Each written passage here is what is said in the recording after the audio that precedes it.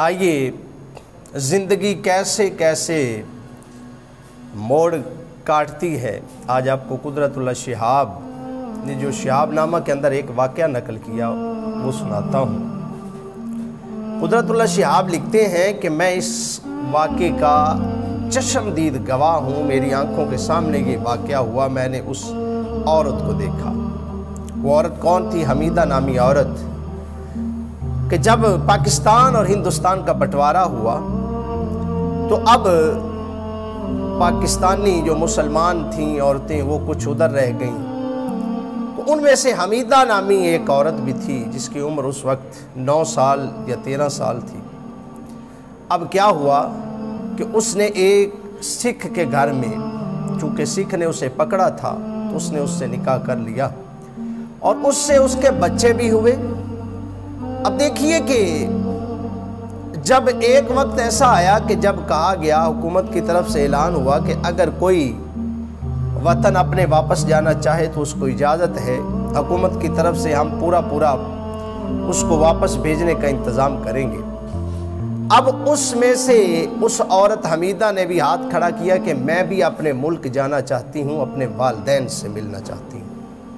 اب دیکھیے دوستو بھائیو کہ اب جس وقت اس نے کہا تو اس کے شوہر نے دھمکی لگائی کہ تمہیں میں بچے نہیں دوں گا، تجھے کچھ بھی نہیں دوں گا، اگر تو نے جانا ہے تو اکیلی ہی جائے گی۔ اس نے کہا کہ بچے تیرے ہیں، تو ہی پاس رکھ، میں اپنے والدین بہن بھائیوں کے ساتھ رہوں گی۔ اب اس عورت کو وہاں سے بھیجا گیا تو اس وقت پتہ چلا کہ ان کے گھر والے لاہور میں شفٹ ہوئے ہیں، لیکن جب وہاں پر پہنچے تو پتہ چلا کہ وہ لاہور سے پنڈی شفٹ ہو چکے ہیں، تو راول پنڈی ان کو پہنچایا گیا۔ تو جب گھر میں وہ پہنچی تو ان کے والدین دیکھ کر ہکے بکے رہ گئے، وہ کہنے لگے کہ یہ کہاں سے آ گئی۔ وہ ملے، اب جب جیسے جیسے رشتہ داروں کو پتہ چلا تو رشتہ دار بھی آنے لگے، حمیدہ سے ملے۔ اب رشتہ دار ملنے کے لیے نہ آئے تھے بلکہ ان کے لیے اور جدائی کے جو لمحات تھے وہ ڈالنے کے لیے آئے تھے۔ اتنا عرصہ کے بعد وہ اپنی ماں باپ سے، بہن بھائیوں سے ملی۔ اب ان کے رشتہ داروں نے کہا یا تو آپ بھی اس محلے سے چلے جائیں یا اس حمیدہ نامی عورت کو، لڑکی کو گھر سے نکال دیں، چونکہ یہ ایک سکھ کے گھر میں بیاہ تھی، ایک سکھ کے ساتھ اس نے زندگی بسر کی ہے تو یہ دوسری لڑکیوں کو خراب کرے گی، لہٰذا اس کو نکال دیا جائے۔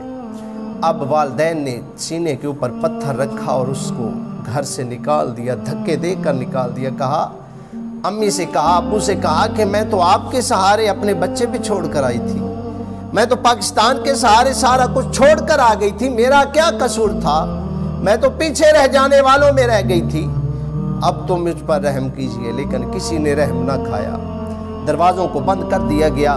تو حمیدہ کا دل ٹوٹ چکا تھا، اس نے کہا کہ اب جب مجھ سے میرے گھر والوں نے ہی رخ پھیر لیا ہے، مکھ موڑ لیا ہے، تو اب مجھے کون سینے سے لگائے گا۔ اب اس کے ذہن میں اچانک یہ بات آئی کہ جب سارے در بند ہو جائیں تو ایک در کھلا ہوتا ہے جس کو مدینہ کہتے ہیں۔ اب اس نے مدینے کی طرف توجہ کی، مدینے والے کی طرف توجہ کی۔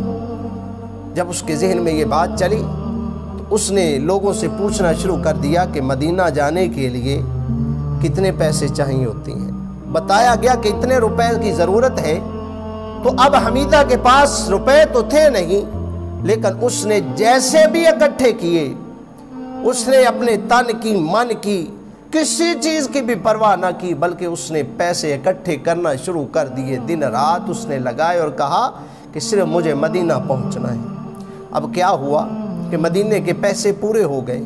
اب وہ جانے کے لیے تیار تھی، سارے راستے میں باقی تمام لوگ خاموشی کے ساتھ بیٹھے ہوئے ہیں، لیکن حمیدہ کے لبوں پر مدینہ مدینہ ہے، مدینے کے تذکرے ہیں، مدینے کو یاد کر رہی ہے۔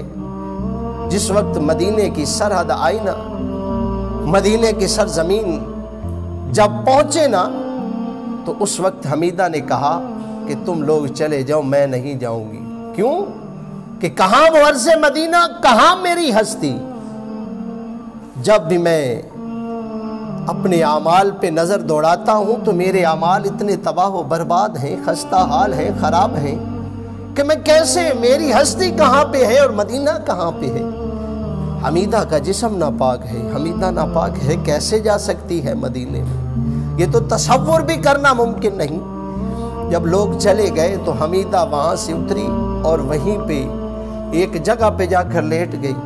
اب حمیدہ روتے روتے کہ آقا میں آئی تو آپ سے ملنے کے لیے ہوں، یا رسول اللہ میں آپ کے مدینے کے لیے تڑپ تڑپ کے ترس ترس کے آئی ہوں، یا رسول اللہ سب نے میرے لیے دروازے بند کر دیے ہیں، لیکن آپ کا ایک در میں نے کھلا دیکھا تھا، لیکن میں معذرت چاہتی ہوں کہ میں ناپاک ہوں۔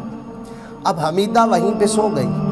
ہوا کیا کہ جب اس نے ندامت کے آنسو بہائے، جب اس نے سچی اور پکی توبہ کر لی، 100 بار اگر توبہ ٹوٹے بھی تو حیرت کیا، بخشش کی روایت میں توبہ تو بہانہ ہے۔ اور یہ بھی تو اس نے پڑھا ہوگا نا کہ کر لین ظلم جدوی کوئی اپنی اجانا تھے، رب آنکھیں میں بخشاں گا آؤ یار دے بوہے تھے۔ اب حمیدہ نے وہاں پر پہنچ کر جب آنسو بہائے اور سو گئی تو اچانک کیا ہوا کہ آنکھیں تو بند ہو گئی لیکن مقدر جاگ گیا، نصیب جاگ گئی۔ مدینے والے آقا صلی اللہ علیہ وسلم خواب میں تشریف لے آئے اور فرمایا کہ حمیدہ مجھ سے ملو گی نہیں، یہاں پہ آ کے بیٹھ گئی ہو؟ تو وہ رونے لگی، آنسو بہانے لگی خواب کے اندر، کہنے لگی یا رسول اللہ میرا جسم ایسا نہیں ہے، یا رسول اللہ میں تو ناپاک ہوں، یا رسول اللہ میں اس قابل نہیں ہوں کہ آپ کے مدینے میں پاؤں رکھوں۔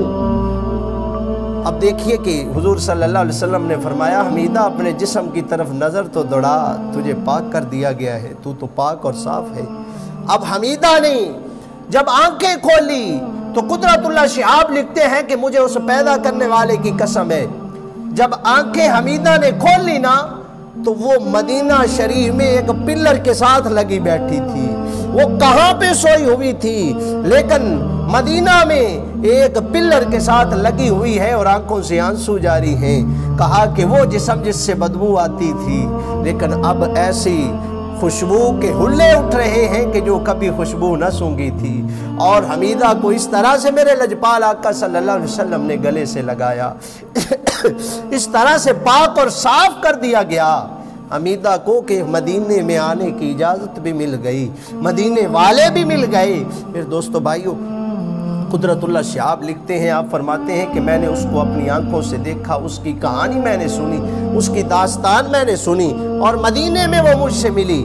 داستان جب میں نے سنی تو اس کو میں نے شہاب نامہ کے اندر نقل کیا کہ دیکھو لوگو، آج بھی اگر کوئی خستہ حال ہے، جس کا ٹوٹا ہوا دل ہے، جو ندامت کے ساتھ رہے ہیں آنسو، تو وہ ندامت کے ساتھ آنسوؤں کو برباد نہ کرے، ضائع نہ کرے، بلکہ مدینے والے ماہی کی محبت میں ان کو لگا دو، مدینے والے آج بھی سینے سے لگائیں گے۔ پھر دوستو بھائیو دیکھیے کہ حمیدہ کی کس طرح سے سٹوری بنی، کس طرح سے اس کی زندگی بدلی، اور کہاں سے سفر شروع ہوا تھا اور کہاں مدینے میں جا کر موت پائی۔